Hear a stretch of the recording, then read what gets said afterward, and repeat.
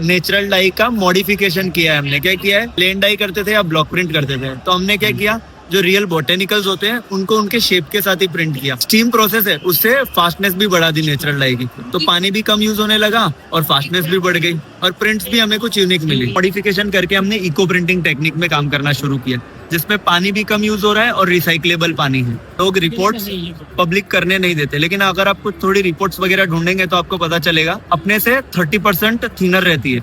छोटे बच्चों के लिए तो जो केमिकल डाइड कपड़े हैं या पॉलिस्टर या सिंथेटिक कपड़े, 14 ईयर्स से नीचे वालों को तो वो कपड़े पहनने ही नहीं चाहिए। उनकी स्किन पे और उनकी मेंटल हेल्थ पे भी इसका प्रॉब्लम पड़ता है। कम से कम 3 दिन, मतलब आपको 1 मीटर भी करना है तो 3 दिन लगेंगे।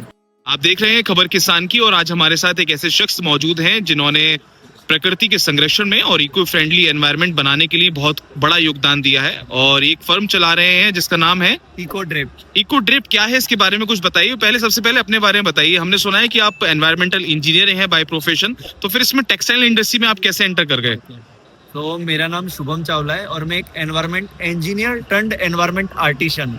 तो जो हमारा क्राफ्ट, आपने हमारी ब्रांड का नाम सुना इको ड्रिप, तो हमारी ब्रांड क्या करती है, नेचुरल डाई का मॉडिफिकेशन किया है हमने। क्या किया है कि नेचुरल डाइंग में पहले कैसे होता था कि आप प्लेन डाई करते थे या ब्लॉक प्रिंट करते थे, तो हमने क्या किया, जो रियल बोटेनिकल्स होते हैं उनको उनके शेप के साथ ही प्रिंट किया। तो जो बीच की प्रोसेस है वो कट गई, तो प्रोसेस टाइम भी कट गया, और उसी के साथ हमने जो स्टीम प्रोसेस है उससे फास्टनेस भी बढ़ा दी नेचुरल डाई की, तो पानी भी कम यूज होने लगा और फास्टनेस भी बढ़ गई और प्रिंट्स भी हमें कुछ यूनिक मिली। तो शुभम, ये कॉन्सेप्ट दिमाग में कैसे आया? आप कुछ और भी कर सकते थे, लेकिन आपने इस लाइन में क्या एंटर किया, क्या सोचकर इस लाइन में आप आए? मैं एनवायरमेंट इंजीनियर हूँ, तो हमारे क्या था कि ज्यादातर हमारे प्रोफेशन में ये होता है कि जो भी पॉल्यूशन हो रहा है, तो पॉल्यूशन होने के बाद उसको कैसे कंट्रोल किया जाए, उसमें क्या सुधारा जाए। तो हमेशा फिर इसकी एफिशिएंसी कितनी निकलती है, मैक्सिमम 20-30%, उससे ज्यादा, क्योंकि पॉल्यूशन इस स्केल पे हो रहा है कि उसको कंट्रोल ही नहीं किया जा सकता। जैसे कि अपने को जान के हैरानी होगी कि जो पॉल्यूशन है वो fresh water pollution 20% textile industry से होता है, 10% कार्बन एमिशन टेक्सटाइल इंडस्ट्री से होता है, और हम जो रिसाइकलिंग की बात करते हैं कि रिसाइकलिंग करना चाहिए, रिसाइकलिंग सिर्फ 1% हो रहा है। तो अब ये सोच सकते हैं कि पॉल्यूशन कितना बढ़ता जा रहा है। तो तब मुझे क्लियर हो गया कि मुझे कुछ ऐसा करना है कि पॉल्यूशन हो ही ना। तो शुरुआत फिर मैंने की कि मुझे टेक्सटाइल इंडस्ट्री सिलेक्ट करनी है। अभी इसमें बात आती है, हमने बहुत सारे देखे कि CO2 dyeing, jet dyeing, hydro dyeing, अलग अलग टेक्निक देखी। ये पता चल गया कि प्रोसेसिंग में प्रॉब्लम आ रही है। फिर हमने क्या किया कि प्रोसेसिंग को छोड़ के अब इसको कैसे सुधारा जा सके, तो उसमें हमने देखा कि हमारा एक एज ओल्ड क्राफ्ट है नेचुरल डाइंग, तो जो पुरानी इंडियन नॉलेज है उसको कैसे हम यूज कर सकते हैं।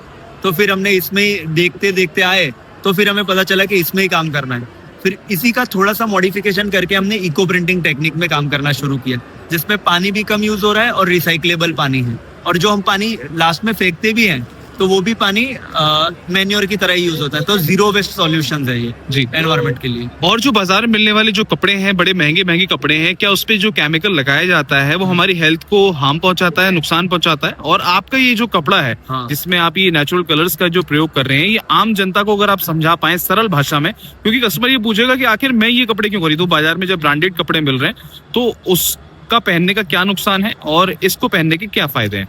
आप अगर थोड़ी बहुत, जैसे फैशन इंडस्ट्री इतनी बड़ी इंडस्ट्री है कि इसमें ना लोग रिपोर्ट्स पब्लिक करने नहीं देते, लेकिन अगर आप कुछ थोड़ी रिपोर्ट्स वगैरह ढूंढेंगे तो आपको पता चलेगा कि जो किड्स स्किन है वो अपने से 30% थिनर रहती है। तो छोटे बच्चों के लिए तो जो केमिकल डाइड कपड़े हैं या पॉलिस्टर या सिंथेटिक कपड़े, 14 ईयर्स से नीचे वालों को तो वो कपड़े पहनने ही नहीं चाहिए। उनकी स्किन पे और उनकी मेंटल हेल्थ पे भी इसका प्रॉब्लम पड़ता है।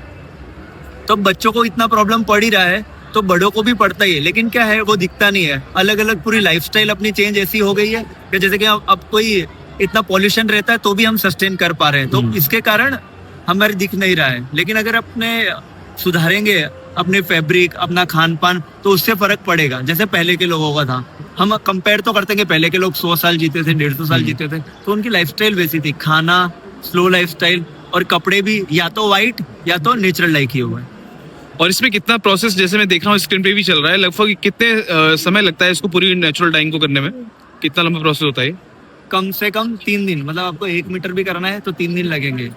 पहला दिन का प्रोसेस, सेकंड डे का प्रोसेस, थर्ड डे का प्रोसेस, और अगर कुछ और एडवांस है तो 4 दिन लगता है। लाइफ की बात करें, लोग कहेंगे जब नेचुरल कलर है तो ये बहुत जल्दी उड़ जाएगा, क्योंकि मार्केट में जब इतने महंगे महंगे कपड़े होते हैं उनका भी रंग फेड हो जाता है जब मशीन्स में हम धोते हैं कपड़े अपने, और उसमें जब हम सर्फ यूज करते हैं या अदर प्रोडक्ट यूज करते हैं, तो इसको कैसे इसकी केयर करी जाती है? क्या ये इसको हैंड वॉशेबल होते हैं या ड्राई क्लीन होते हैं आपके बनाए कपड़े? आपको आराम से आप घर पे ही धो सकते हैं। हैंड वॉश और लिक्विड सोप यूज करना है और शेड में ड्राई करना है, बस। आप इतना ध्यान रखेंगे तो जैसे आपके रेगुलर कपड़े चलते हैं वैसे यही चलेगा।